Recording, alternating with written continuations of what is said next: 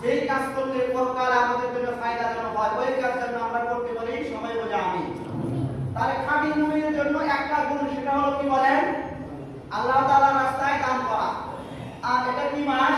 রমজান মাস। হাদিসের মধ্যে আছে মান আতা বিখাসমাতিন, যদি কোনো ব্যক্তি রমজান মুবারকে একটা নফল আমল করে তাহলে আল্লাহ রাব্বুল আলামিন তাকে কিসের সওয়াব দান করে বলেন?